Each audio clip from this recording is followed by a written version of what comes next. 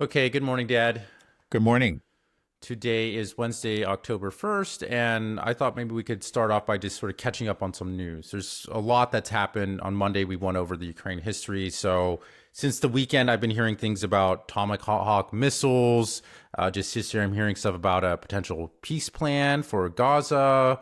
I'm hearing about like shipments of arms from North Korea and China and Russia going into Iran, and Venezuela is still there. So, where should we be looking at now? What's the big stuff going on?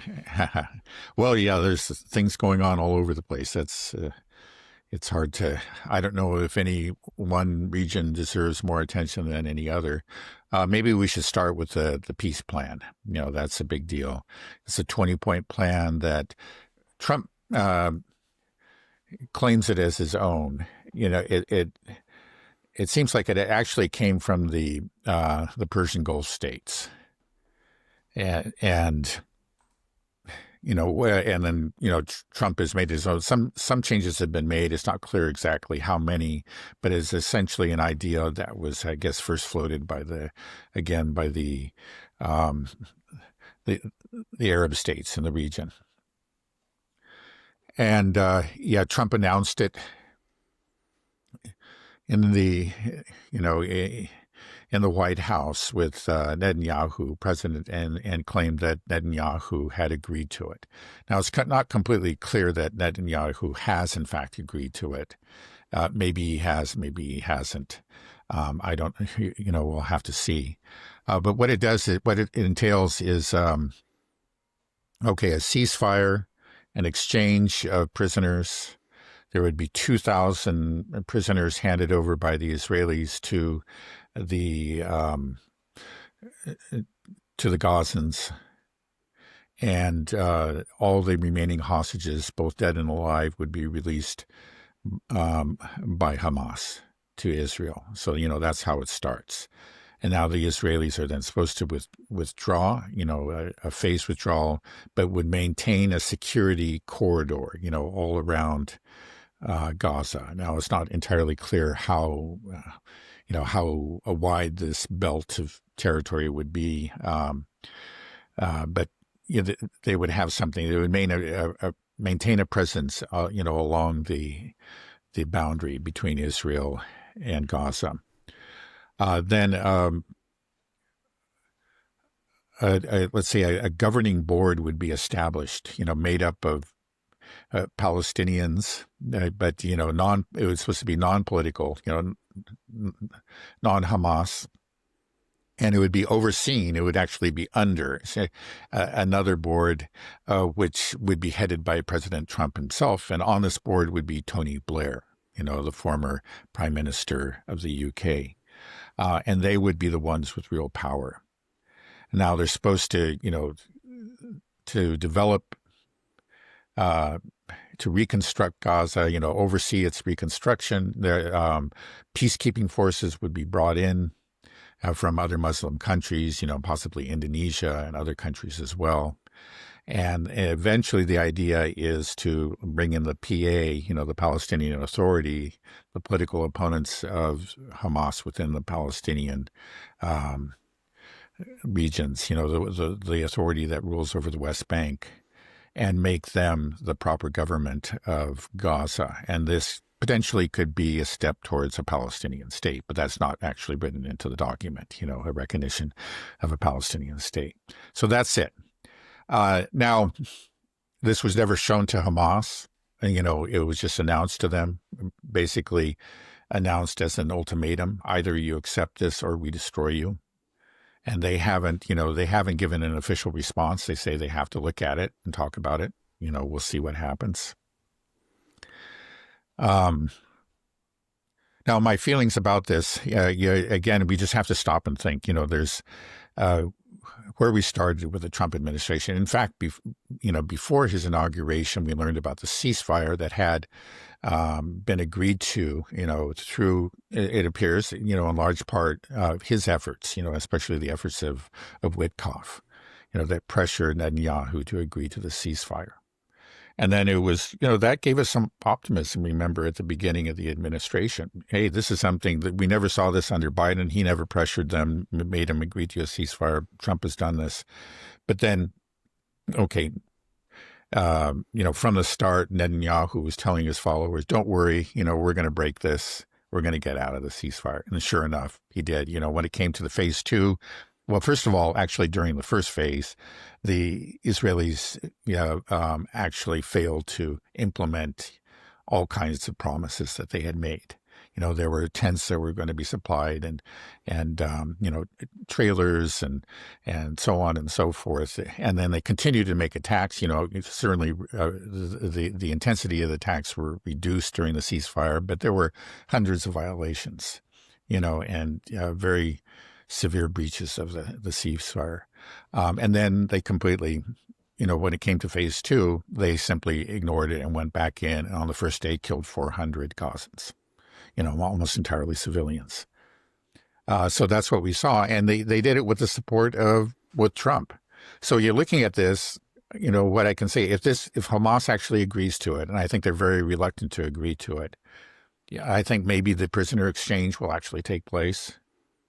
But I am highly doubtful that the Israelis will honor any of the rest of the agreement. And if, even if, let's say, we get to this new, governing structure, think about the people who are at the top of this, Trump and Tony Blair. These people are just very tightly aligned with the Israelis. Israel will run the show, and they'll manufacture all kinds of excuses why we have to delay this withdrawal.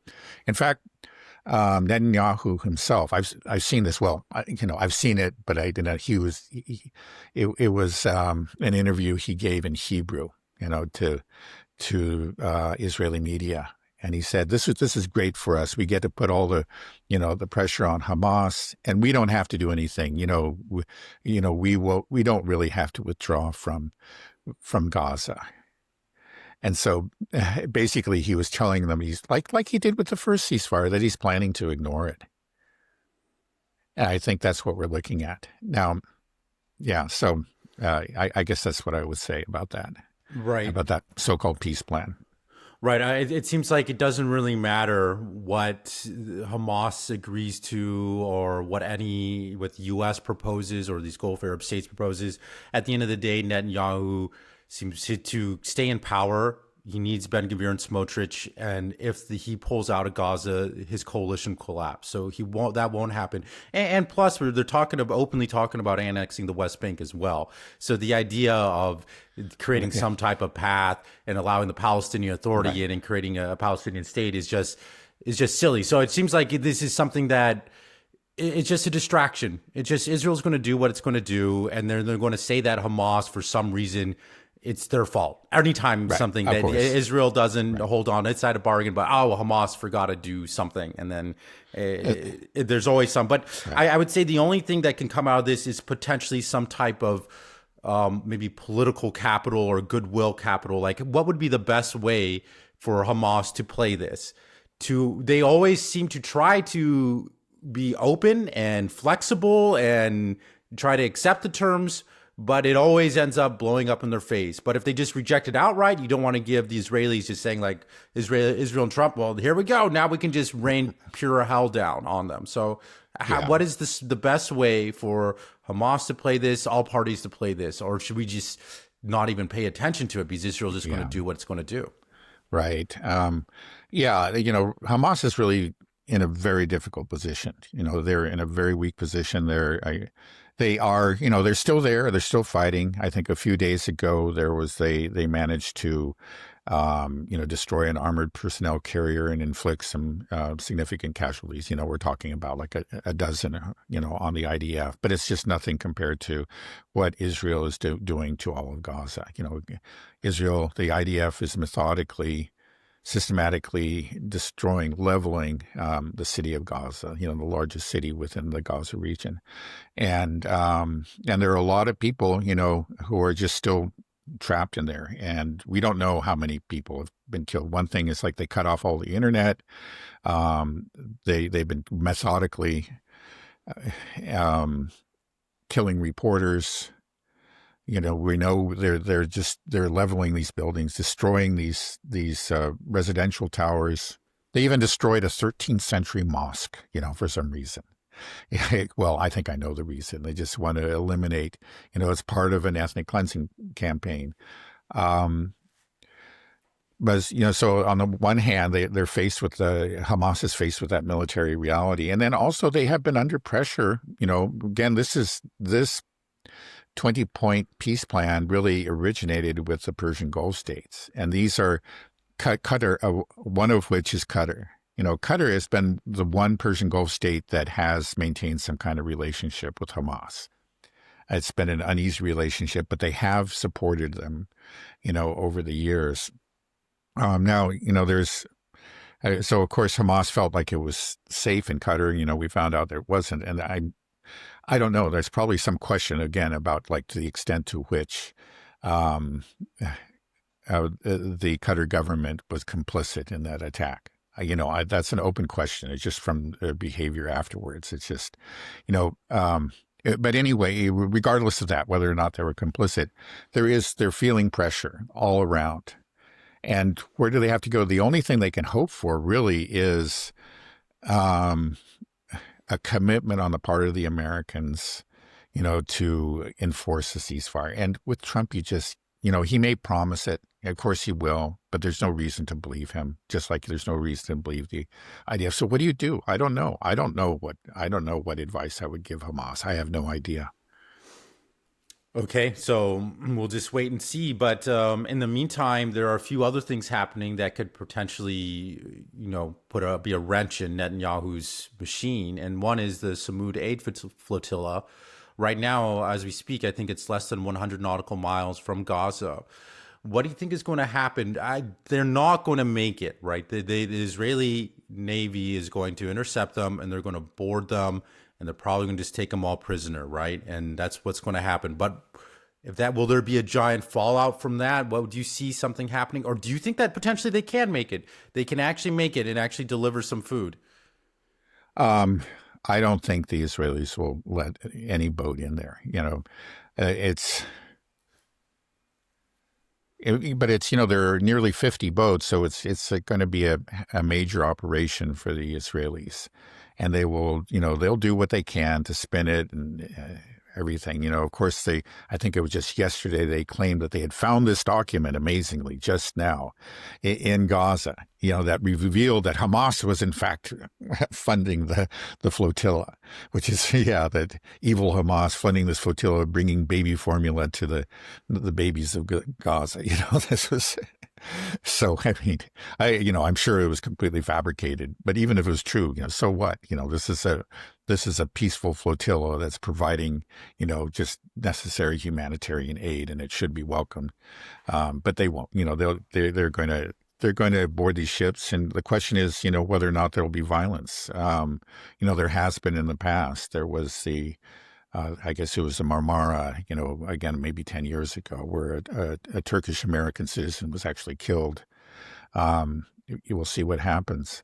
It can't help the Israelis, I don't think. It'll be somewhat messy, and it's just the fact that this flotilla is happening shows that there has been a shift again, like I mentioned earlier, in Israel's relationship with Europe. It used to be that the European governments were just entirely on Israel's side, but that's softening. That's why we didn't have flotillas earlier.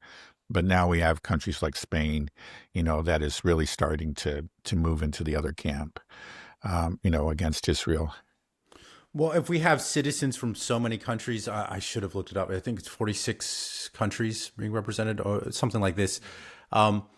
Will that cause some kind of international diplomatic crisis, though? I mean, we have, American citizens, European citizens, people from Malaysia, all over the world. And all of a sudden you've arrested all these people, taken them. Is that a big deal? Or, I mean, I don't know how big a deal, but it is just, it can't help Israel. It's just another, it will be another public relations failure. I don't know how big, but it will be another mark against Israel, another step towards the general recognition of Israel's pariah status. That's what I was saying. I mean, is there anything that can be done? It's just always so hopeless when we talk about Gaza. I mean, this flotilla is exciting, but it just feels like it's a lot, but it just doesn't seem to be enough. Right, right. Like I almost feel like if there was almost a steady stream, eventually it would just overwhelm. The Navy would just couldn't keep up if we're able to just keep. But I mean, we can't. It's easy to say that, get a steady stream. And this was a big flotilla, but just like if we just constantly keep on sending boats with food and baby formula and medicine, and Israel just keeps on intercepting them. Eventually, it's almost like the strategy of overwhelming air defense. Just start chucking in drones constantly and overwhelm their defenses. But that's not going to happen. I don't think, or I don't know. Maybe it will. Yeah, I don't know. I don't know. Yeah, again, like I've said, there's really one country that could bring this to an end. Israel clearly is not. The one country is the U.S., but that's not going to happen under the current administration. That's just not going to happen, unfortunately. Maybe there's some future administration that will actually, lay down the law with Israel, but it doesn't seem likely in the near future. I think we're looking at something we've talked about, the tectonic shifts that are occurring in public opinion that have to be very alarming for the Israelis. But to see the effects actually on policy, U.S. policy vis-a-vis Israel, that may take many years. I hope I'm wrong, but that seems to be the likely outcome. So, I mean, there are ways to pressure Israel, and the pressure, they are feeling pressure. I think there's no question about it. But just the fact that they have the U.S. at their back, I think it seems like they've made the decision that, okay, we can lose world opinion entirely. We could be, but as long as we have one friend in the world, and that's the U.S., we can go ahead. And so that seems to be where they're going. They're pretty well down that road already.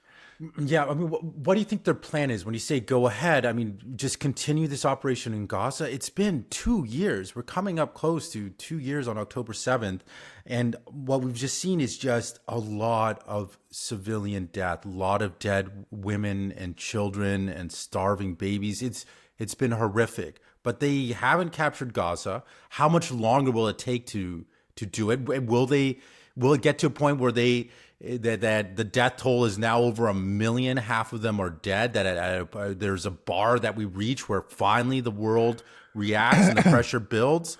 Or is Netanyahu, is their plan, also, with the West Bank annexing it or with Iran? I mean, they have so much on their plate right now, or buying TikTok, doing the Eighth Front information war. Like, what is the plan? What is the goal? It's not achievable, right?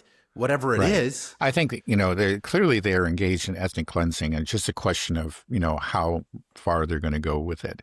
I think, that at least they're aiming to push the Gazans entirely out of North Gaza and then to claim that for their own. I think that's what, Netanyahu's supporters within Israel are expecting. And that's what he's kind of led them to believe that he's going to deliver to them. He's going to deliver that to them, at least North Gaza. But they want to go farther. Maybe they may decide that that's as far as we can go for now. But I don't know. It's just like Gaza was already very densely populated. And then if you push the remaining population into the southern half of the country and you've destroyed everything, the infrastructure, I mean, the cost of reconstructing, and then, what kind of lives are these people the survivors are going to be able to live? I don't know. So you think that clearly they do want to push them out entirely. The plan is they would love to just the Gazans to leave, to go to South Sudan or Madagascar or something, or just push them into the Sinai. Now, the Egyptians actually really do believe that that's what they're planning to do. So the Egyptians have sent their forces in violation of the Camp David Accords. But of course, the Israelis had already violated with respect to the Philadelphia corridor there. Anyway, they sent their forces there because they are almost expecting, an attempt on the part of the Israelis to push the Gazans into the Sinai desert. How would they do that? Would the Israelis break down the wall or something between Egypt and Gaza, and then just start pushing tanks and whatever, and just start trying to funnel them in there? And it's horrific, but I mean, at least they could live, right? I mean, right. It's such a horrible situation. You just want somebody to come in and help them, but nobody is. They're just they're just shooting fish in a barrel. It's crazy. You have this captive population that's walled in, and just bombing them and starving them. Yeah, just no matter how you look, right. I just don't see any happy ending to this. Let's put it that way. I don't see any happy ending. Whatever happens, it's already horrible, and it's going to end horribly. I don't know how exactly. They may, again, just limit their operations to the northern part of Gaza and decide that that's enough for now. But I think obviously the intent. Netanyahu himself says that he believes in the greater Israel, again, that, extends into Jordan and maybe even to Saudi Arabia and certainly, deeper into Syria and Lebanon. This is something that these people really believe in. And that's, this is part of that larger project. Yeah, but it just seems it's too ambitious. It's impossible. I just said, first of all, we talked about there's just not even enough Jews to cover that land anyways. And if you just look at what we're talking about, 2 years and they haven't taken really much of Gaza. I mean, they've destroyed it, but they're not able to occupy it and settle it. And I mean, Gaza is only 26 miles long, something like that. It's nothing. Yeah, it's a really very small piece of land. Right, very, very small piece of land. Like 4 or 5 miles across, I think. Right. So 26 miles long, they get something by 13 by 4 miles, if they take half of it. That's it after all of this. And then you shove the rest of these people in the south. And I feel like there's no, I feel like you didn't accomplish much. You've destroyed your country, destroyed your economy. You lost all goodwill in the world. And for what? A couple of square miles? It's like just the amount of money that you spent blowing all these people up. Couldn't you just purchase the land somewhere? Purchase some they were mostly spending our money, spending our taxpayer. But some of it is their own money. There obviously have been economic costs to this. Well, it's true. I think you're right that in the end, again, there are a lot of fanatics that are just dead set on settling, and taking this territory, making it their own, and settling it, and they don't care about the costs. But for larger Israeli society, well, they've been backing. They want to get the hostages home, but they're fine with ethnic cleansing. That's what the polls show. The thing is, while it's ongoing and you can you can kind of imagine whatever you want, what the end result is. This will be a glorious victory. But if you stop right here and let the dust settle, I think that's true that a lot of Israeli society will look at that and say, wait a second, was this really worth it? This is, now I'm poorer than I was before. All the world hates that I can't go on vacation, to Greece or wherever that I used to because somebody's probably going to spit on me. I think in the end, again, there are people in Israel that are fine, but they're going to be angry at Netanyahu too that he stopped. That's where he's in trouble. I think that he feels like he does have to keep on going. That's keep it in motion, keep it. But as long as it isn't, it can't be achieved though, right? It's just not possible. If this is what we've seen over 2 years of just massacring women and children in Gaza, and they can't claim a victory yet, then the idea that they're going to take the West Bank and then go move it further into Syria and Lebanon is just. It's just absurd. It's insane. So where does this ends with an eventual pushback from somebody? We saw something with Iran because actually Israel and the U.S. struck Iran first. It's not like, people have struck them for even. That's what's so crazy. It's like, despite this, you are still attacking other countries. They attacked 6 countries in a week, even Tunisia, Qatar, Iran, Syria, Lebanon, just everywhere. You're just bombing everybody. And you're just not getting any results. And it's just clear that what's the plan? Is it to try to keep on pissing people off until there is a reaction and then try to play the victim? That's usually the strategy, but I think that won't work anymore. People have seen it too much. It's like we've seen too many dead children on our phones to have any sympathy for when there's a blowback after you just attack some nation's capital for no reason. Right. Well, if there is going to be a military response on the part of any of the regional governments, it right now it looks like it might be Egypt. I mentioned the forces that they deployed into the Sinai, and there's the dictator of Egypt, Al-Sisi. He has spoken very harshly and kind of using kind of language that he's never used before about Israel. I think he really is angry and Israel, Egypt's a big country. It's very poor, but it's a very large country, very populous, and they do actually have a real military. They were kind of taken out of the equation by Camp David. That was really the purpose of it, I think, from the Israeli and the U.S. side, is just like to neutralize Egypt. But they used to be part of an alliance that was directed against Israel, and in particular, there's Zionist expansionism. They were taken out of that, but there's a chance, again, it's just because Israel is pushing it too far that Egypt might abandon that neutral status and actually start fighting back, especially if there's a real effort to push the Gazans into the Sinai Desert. When you say start fighting back, do you mean like actually going to war with Israel? I don't know. I don't know. The thing, often you don't plan to do things, but once you start a conflict, you might want to limit it, like to southern Gaza or something. It's hard to keep it, keep wars contained. That's just a fact. I've heard that they actually, the Egyptians have done more. They've actually have starting to build a wall. They're predicting that the Israelis will do this, but they're going to stop it at a certain point south of the Philadelphia corridor. And they've even, I think are creating a camp to absorb a certain amount of refugees that will be pushed across, but then they'll try to get them back into Gaza. Now, it's kind of horrible. You think about these, that's the one thing is I'm not saying the Egyptians are happy with the atrocities, with the genocide, or even the Persian Gulf states, but they have tolerated it. They have. And they've maintained their relations with Israel, and I think that's shameful.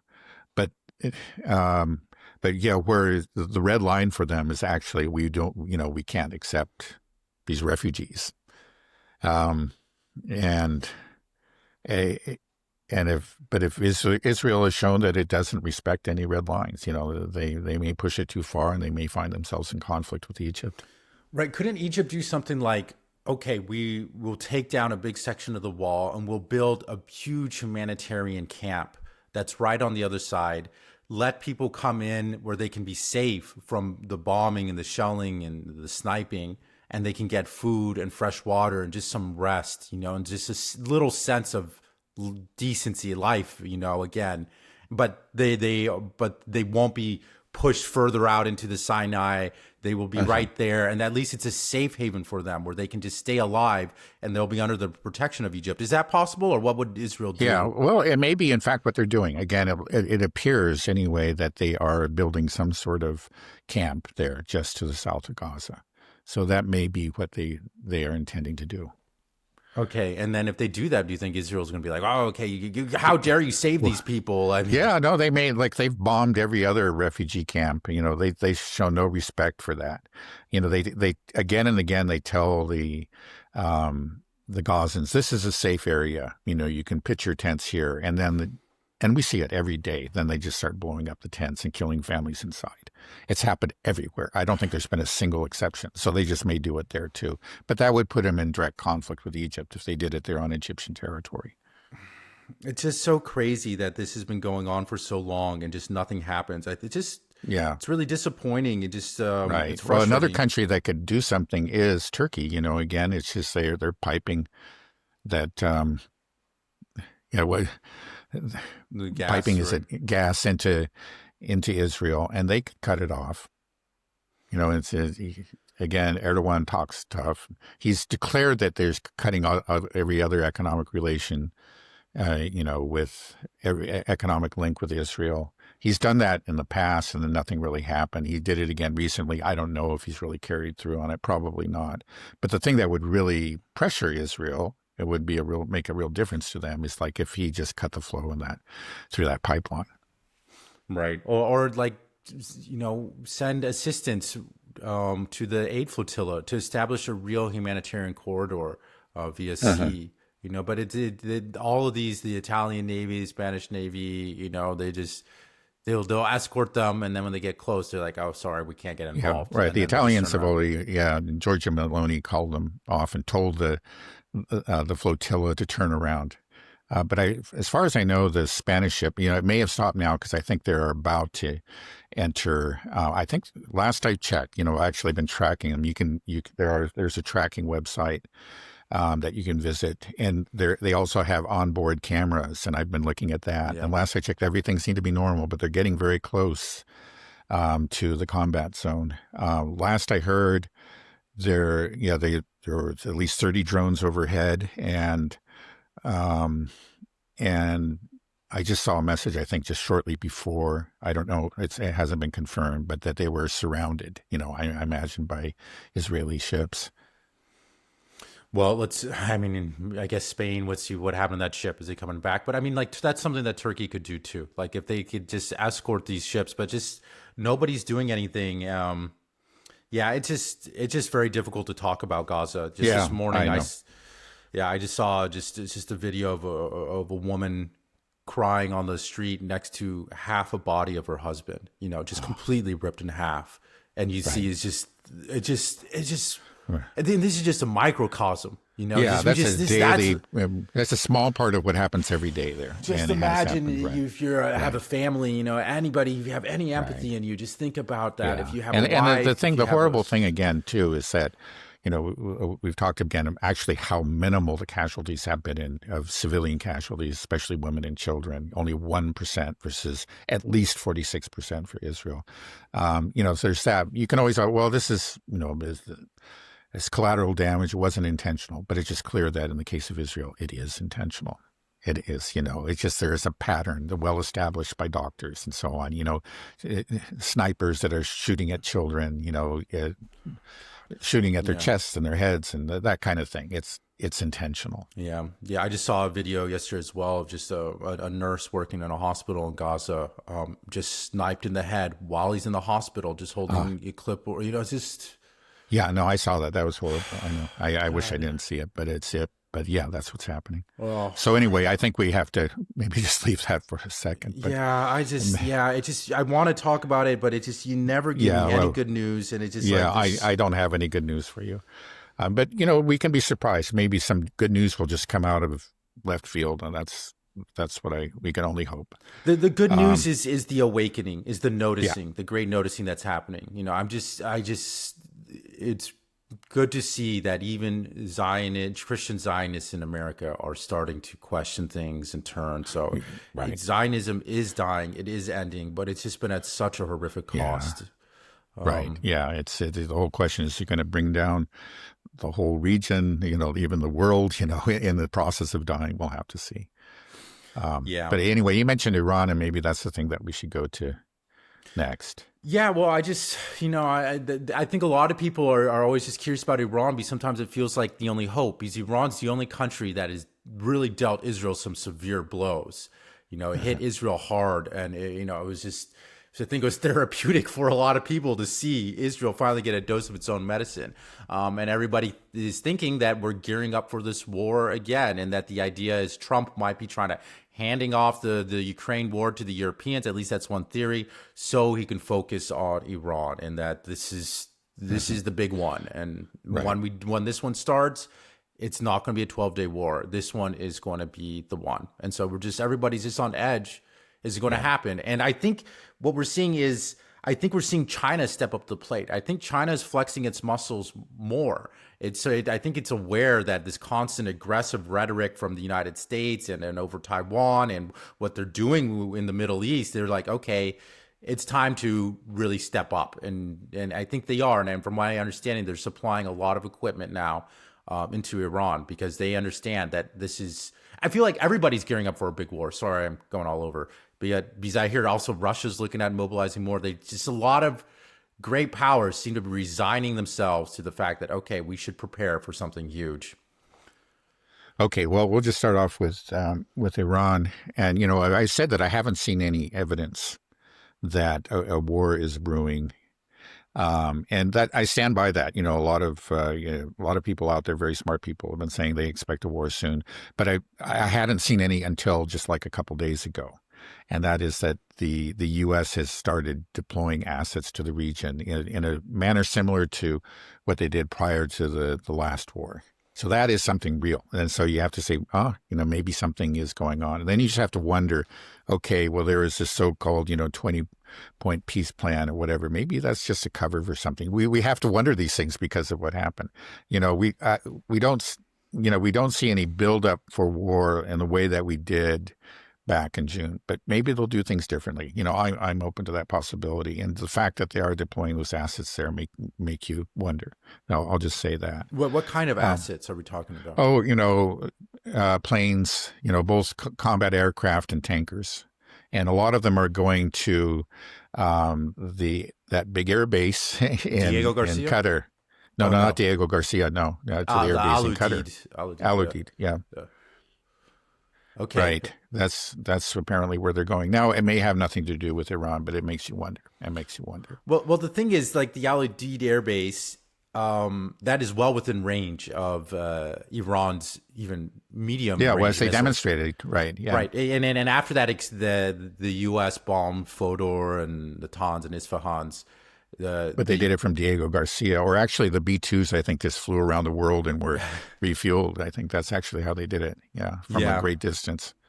Right. Well, but there was a retaliatory strike by Iran that was coordinated to the U.S., and that was on the Al-Udeid air base, I believe. And even with forewarning, it looks like we weren't able to intercept all those missiles. It still did substantial damage. So if you're moving all their assets to Al-Udeid, and then it's like you take your planes off, they don't have a place to come back to. That's what's going to happen. So actually, that tells you maybe maybe it is not directed at Iran. If it was a Diego Garcia, it would be more concerning. Exactly. I know, like Professor Marandi, from Iran, has often pointed out, it's like when we see the American assets close to the shore, like, the aircraft carriers are there in the Persian, in the Arabian Sea, not too far from Iran, then we can breathe a sigh of relief. But it's when they start moving them away that we say, oh, are they planning something? So anyway, maybe perhaps nothing is being directed at Iran, but who knows? Maybe this is the first step, and they'll fly from there to Diego Garcia. We'll just have to watch it. It's too early to say. Right. So you've always had this position that you don't see anything on the horizon with a war with Iran, but right now you're seeing your first little sign. Yeah, so first Iran possibility, meter, right? It's moved up 10%. Yeah, I would say that, right. Okay. Is there anything else you want to say about Iran, the state of their defenses, any other updates you have for us? No, not really. You were talking about Russia, and I'm not aware of any mobilization. There's something that happens around this time of year, every year since the SMO, and there is just a regular,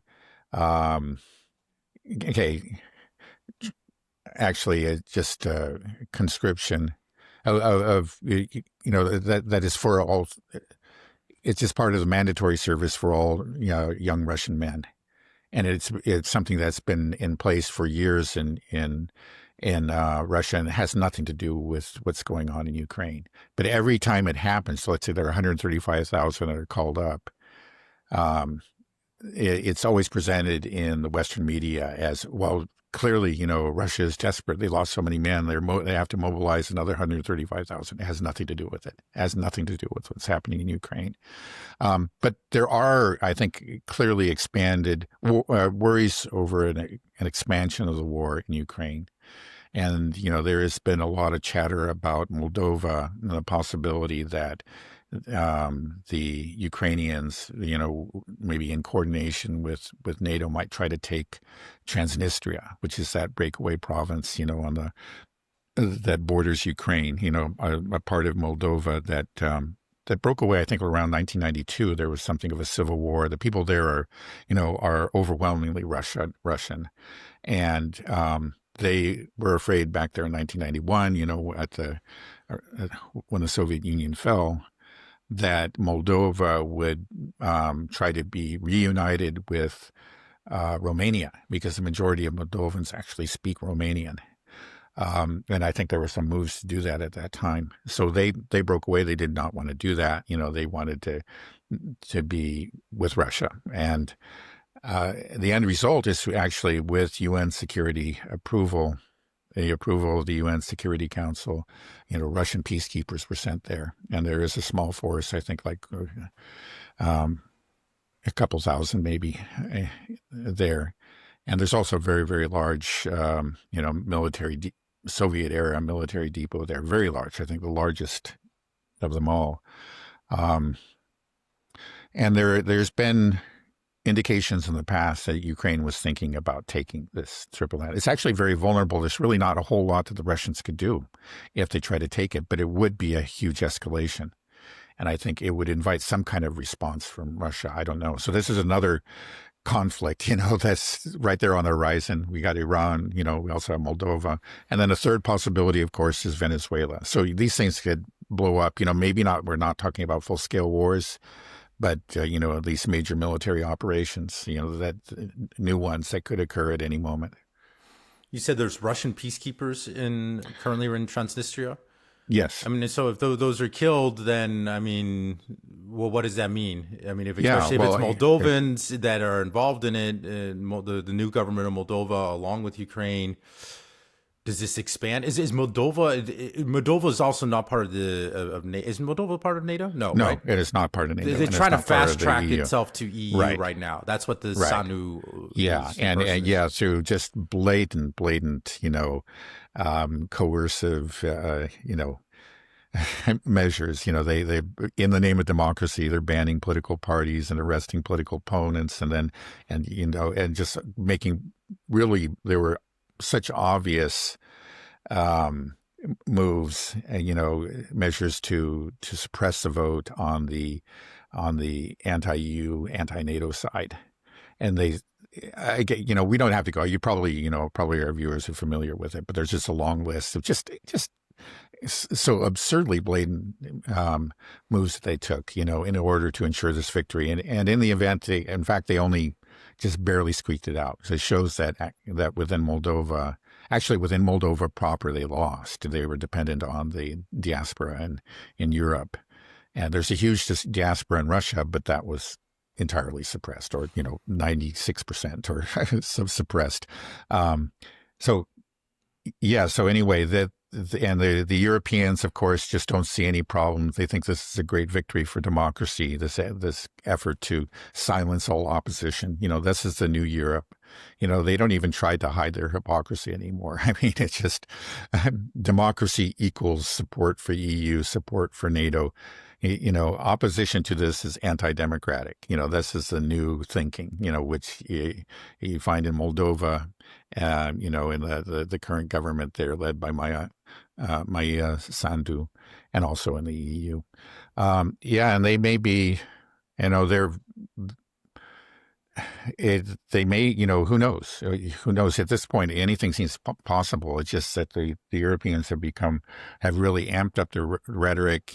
I think there was clearly a false flag in the case of Poland, and probably elsewhere too. I mean, it's just ridiculous, the point, the level of the hysteria now.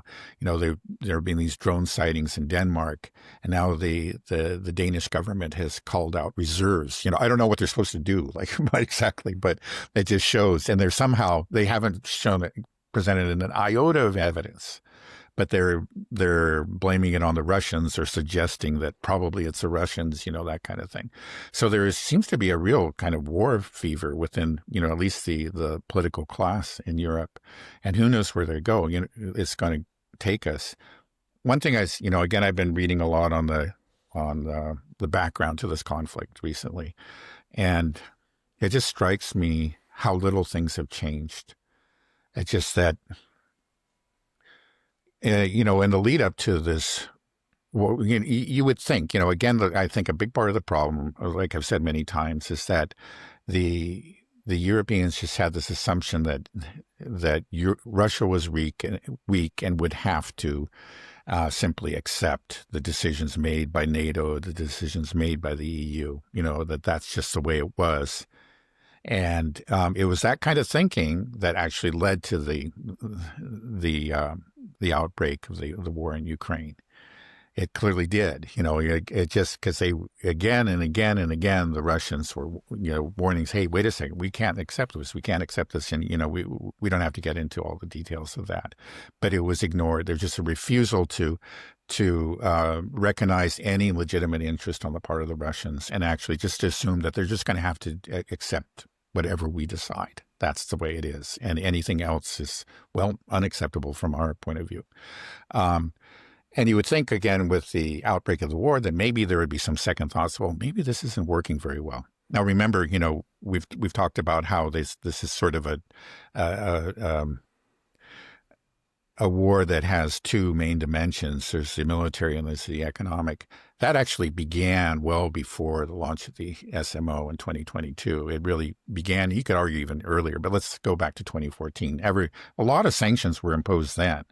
And, and then NATO started to become involved in training the army, and we began to have the provision of weapons and so on and so forth in Ukraine.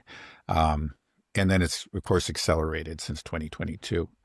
And so this strategy, so-called, of NATO and the EU, this dual track strategy has been going on, now for 11 years, and it hasn't produced any results. And what you notice is just like the way they talk is just no different than the way they talked before. Like they've learned absolutely nothing. You listen to Kellogg talk, and so many of them, they're so dismissive of Russia and of a nuclear threat and whatever. It's just like, we just need to impose this next sanction that'll do it. And it makes you wonder, where they just don't seem to have any breaks, let's put it that, or any ability to reflect. And you start to, I find myself worrying more than ever before that we really are headed for a wider conflict, for a direct, conflict, not just a proxy conflict, but a direct conflict between Russia and NATO, because they just don't seem to have learned anything. Now, I think, before, again, because Russia was so slow to react, they built up this confidence, but then they finally did react in 2022. And that's, I think, the same thing is the real danger, is that they'll just keep on, escalating. They get the sense that, the Russians have just got to accept it. And at some point, the Russians won't. And then we're at the next stage. It's an even wider war, whether it's Transnistria or something else. Right. The European political class seems intent on expanding the war, just from the rhetoric. And something that we were a little hopeful about at the beginning when Trump came into office was that he was somebody different that wanted to get us out. But what we've seen recently, he's changed his rhetoric so much. But what's worrying me is that even J.D. Vance, who's always been pretty good about, sort of being hesitant on expanding the war in Ukraine, he seems to be parroting the same talking points as Keith Kellogg and the Europeans, saying that, they're really suffering, they're not doing good, the economy's bad, and then bringing up the fact that, maybe Tomahawk missiles, that's what we needed to send into Ukraine. And so I was I was surprised. I'm like, well, what is this? Mm-hmm. Why talk this way? I thought J.D. Vance didn't understood that Russia wasn't a paper tiger. So is he just saying this in some type of political game to? Yeah, I don't think he's actually advocated the Tomahawk missiles. Keith Kellogg at least has come close to that. He may have actually directly advocated them, but again, saying the decision is left to Trump. I don't think we actually have to worry about that happening, or maybe we should a little bit, because these people are just so deluded and stupid. But Ukraine is not even capable of firing Tomahawk missiles. It's not an easy thing. You can't stick it into a HIMARS launcher, which they do have. So they can put an ATACMS into a HIMARS launcher and launch it, but they cannot put a Tomahawk cruise missile into it. They can't fire it from an F-16. They need actually some kind of strategic bomber to do it. And if they're going to launch it from the ground, they have to get one of these Typhons, and Europe doesn't even have one at this point. No country in Europe, much less Ukraine. Germany's supposed to get one, I think, next year. I feel like that. Yeah. So anyway, I think the Tomahawk's just crazy talk. It's not even possible at this point. But it is disturbing, just the fact that they're talking about it, and then there is a report that I think it was an energy facility, maybe an oil refinery I believe in Belgorod, that was struck either by HIMARS or ATACMS. If it was ATACMS, then we know that policy that of no more attack and strikes into pre-2014 Russia has ended. That's actually something that Trump imposed, and that was one thing you could always point to. If it was HIMARS, I've heard differing things about HIMARS. They're less sophisticated instruments, and it may be possible for the Ukrainians to fire them on their own. But there was a report, I think, way back in 2022 or 2023 in the New York Times that said that every HIMARS attack actually has to be approved, and the coordinates are. It has to be approved. The target has to be approved by NATO. Now, I haven't ever heard that confirmed, but that was in the New York Times, back towards the beginning of the conflict. So anyway, it's quite disturbing that this has happened. This has been, it's a sign that maybe there really were some differences in the way that Trump was approaching this war, and he had de-escalated, at least on that missile front. But maybe that's come to an end, and we're just back on the same old escalatory track that Biden was on. Why is this happening? Why is the drive to escalate so strong? Why are the European leaders so gung-ho on this war, and now Trump is getting dragged into it as well? Is it simply because if there is a defeat, that means the end of U.S. hegemony? Is that what it is? Is that a conscious thing in their mind? Like, what is it driving them to keep this war going? Right. Well, again, like I've mentioned a few times recently, Ben Johnson, verbalized it directly. Yeah, it's, again, the Western hegemony is on the line here. And I think maybe that's the way they look at it. It's just that, again, they cannot conceive of losing to Russia. I think it's just like, and, the fact that they haven't changed the strategy at all is that they still can't really conceive of it, even though things have not gone well. Again, the economic war has been a disaster. It's hurt them a lot more than it's hurt Russia. I think anybody who's at all objective has to admit that. And then the military war, I guess they can choose to believe what they want. And some of them just listen to the Ukrainians who generally tell them, don't worry, it's great. They're just, the Russians are losing, 10,000 people a day or whatever. So, I guess they don't claim that much, but maybe sometimes they do. They're just ridiculous numbers. And it's, we've backed up a bit, but it's part of our strategy, and we're, Russia's about to collapse. And I think a certain percentage of them just believe it. And then the others just cannot accept, again, the reality. It's just clear that they can't. Just looking at it, again, I've been just reading the comments that so many of these leaders made. Many of the same people, Sikorski or whatever in Poland, for example, and they just talk the same. It's like nothing's changed. They have learned nothing. And so they're just hell-bent on this. They still can't accept the idea that they could actually lose to Russia. And they simply have to. And to actually talk to Russia and work something out would be an admission that Russia was actually their equal in a way, and that's something that they cannot admit. It just, again, it's crazy, but that's where that's where they are. They have that's the delusion that they have. Which has become their reality. They can't see beyond it. There's just no signs that they can. Do you think that NATO will get directly involved in this war? I know it's very heavily involved already, but directly involved in this war without Russia actually attacking a NATO country? Will NATO actually move in It could first? happen. I mean, you just look at the way that they're talking, and it just could happen. They'll use some pretext like, there's a drone, we better launch her. I mean, it's just these things are so silly, and it's led to such hysteria.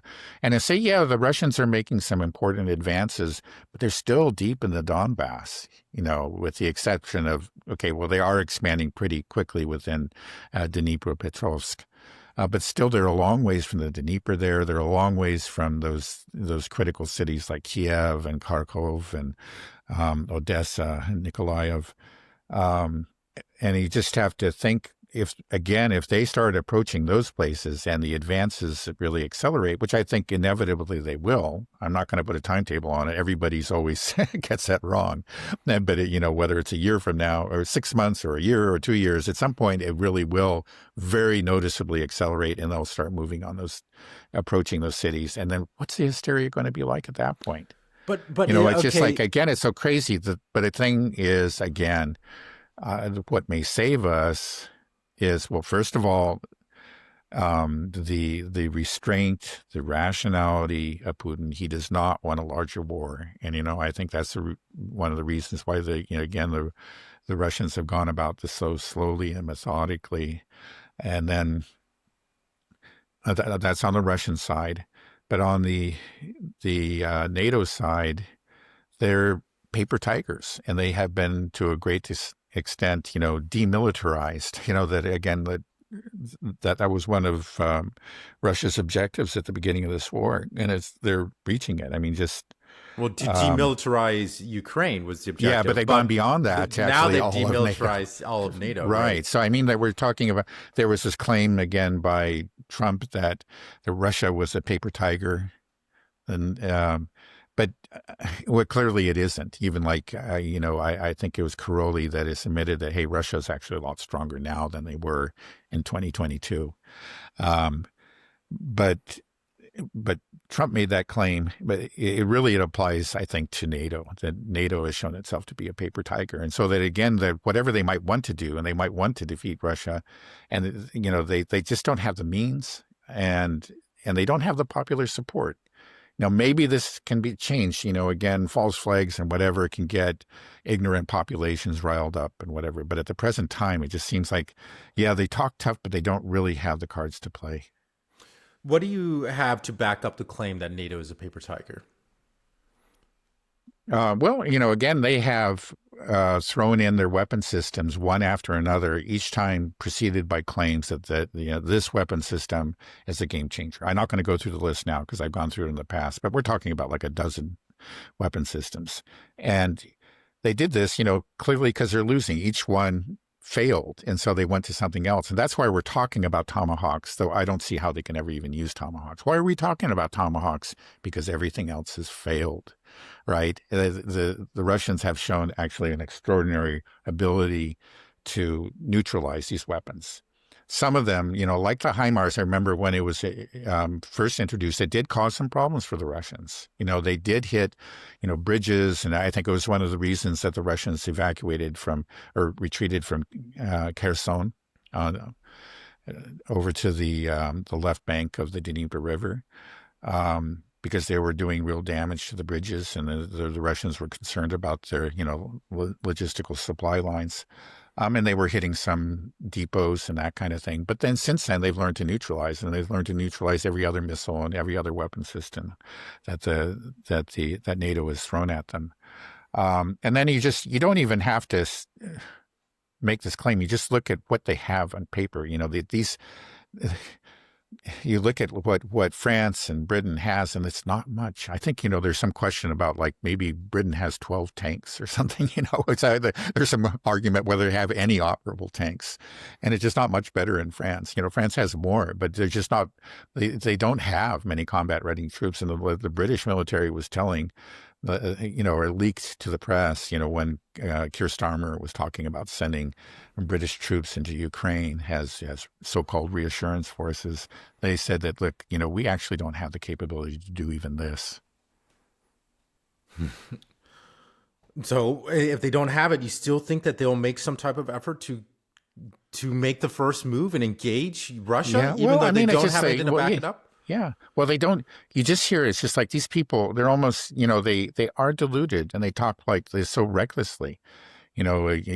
Just the fact they're talking about tomahawk missiles, well, it shows their lack of understanding, that the Ukrainians can't even do this.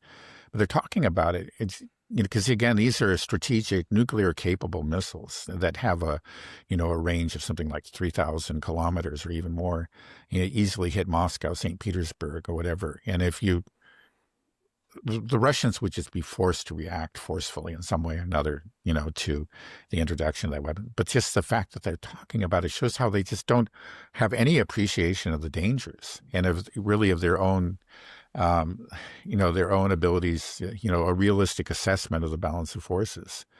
And so they just could do something, I'm just hoping that there are enough sane people in the various defense departments and with the NATO itself will just say, well, hey, we just can't do this.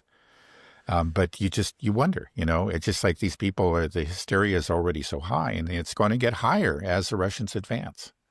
So you really wonder, Does the banking system collapse if U.S. hegemony collapses? If the U.S. is no longer this sole superpower, does that whole financial system go down with it?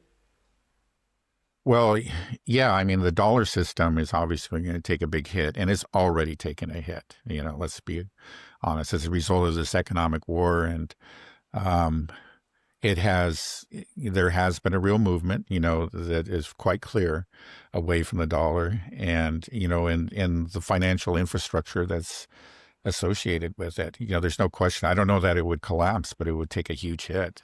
I don't think there's I'm just any trying doubt. to find the motivation behind it because just, I feel like there has to be more that's driving these people.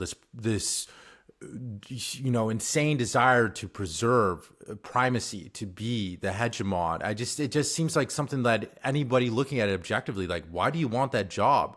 It seems terrible. No, he doesn't. People like I don't think anybody in their right mind thinks like a country like China or Russia is pursuing hegemony. I mean, if you just look at what it's been like for the United States, it's been horrific for your economy or your population. Yeah. But perhaps what it is that I'm thinking is that the elite, the ruling class, they live in this isolated bubble with the banking system and their political capital, whatever it is. And it's their world that's falling apart. It has nothing to do with the world inhabited by everyday Europeans or Americans, but it's their world that is falling apart, and all that the money and power and control will slip away from this kind of weird elite class that's just so disconnected from everyday people. And then that's why they just like, we have to do it because that's their world, but it's not ours. And that's when disparity. So they have to do everything in their power to convince the people that, oh, it's your world too, by association as our leaders, your world's falling apart too. But in reality, it's not. You're destroying our world. You've been pillaging our world to stay on top through this, the hegemonic system that they've built. Yeah, well, I don't, I actually think that they really are, they are deluded. And, the things that they've done have been to their own detriment. Seizing the Russian assets, that already, began to harm the euro, for example. It's just other countries saw that, just the freezing of it, and they're going beyond that. That's harming them. Of course, the cutting the links between them, the energy links between themselves and Russia, that's harmed them. That's actually, again, all these things have made themselves weaker. I would be happy to have a coldly self-interested political class, but I don't think that's what we're looking at. I really don't. I think these are, just reckless ideologues. That, really? That's my analysis. I was just thinking that maybe it has to do like with the banking, because the money's the root of all this stuff potentially, and they have but it's actually they've hurt themselves. Again, and both the euro and the dollar have been hurt by this. Right. I mean, that's true. If you wanted to say protect the dollar and the reserve currency, it's like, well, you have to don't sanction, engage in fair trade, don't, right. Well, that was the big thing. Don't steal assets, all this stuff. Well, it's actually, that was the fear, that was the reason that people have parked their money in places like, London and Wall Street. And, U.S. bonds, why so many different foreign countries all around the world have done this, for decades, is that there was a sense, well, this is, okay, these are safe, fair systems where my money is safe and I don't have to worry about somebody just seizing my assets, for political reasons, which is all too frequent in other parts of the world. But now their behavior is, it's actually depriving themselves of their competitive advantage in these areas. It's just, just like, again, you see in Switzerland, part of what it had was that it was a neutral country. And it has ceased to be one, and they are suffering the consequences there too. It's really stupid. It's not, but it's a consequence, I think, not of any kind of self-interest, but quite the reverse. It's an ideological zealotry that goes against their own interests. It's such a weird, crazy time that we're living in, Dad. It's unbelievable that these self-inflicted wounds. We need to make sure that we get this history right. So you should write a history book for us, so that way, when we go through school, our kids will be like, man, what were we thinking back then? This is definitely the dangers of this type of thinking. It's crazy how it even was created, that this mentality that we have right now that is so self-destructive, and just no ability to reflect, no ability to exercise any type of humility. Yeah, it's nuts. So, all right, we'll end it here. Just last question. So, where do you think things are going to pop off first? We got Venezuela, Iran, Ukraine.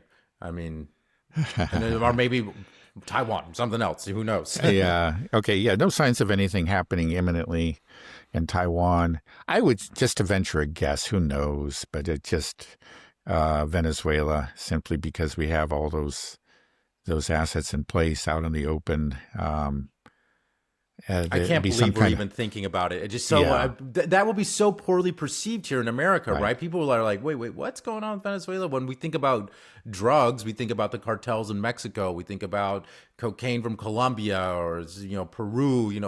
People don't think about Venezuela. Yeah, because for good reason. That's not where the drugs are coming from. 99% of it's coming from other places. So it's absurd. But, the U.S. government can tell whatever lies it wants to tell. Yeah, I don't even know where I think things would pop off first. I mean, part of me, I think is Iran, but that's just almost because I wanted to, just because I just want something to be done about the situation in Gaza. But yeah, we'll see. I mean, moving assets to Al Udeid Air Base, I think, is interesting, but I don't think that signifies necessarily any concrete action, because I think the Pentagon, we're incompetent, but I don't think we're stupid enough to think that our bases in the Middle East will be okay once we start opening fire on Iran. Such crazy times, but it just seems like there will be something happening, I think, by the end of this year. You can't have all these assets deployed in one area just like this, just strung taut. Something has to happen, or they have to send them back to, Okay. All right, Dad. Any final words? No, I think that's enough for today.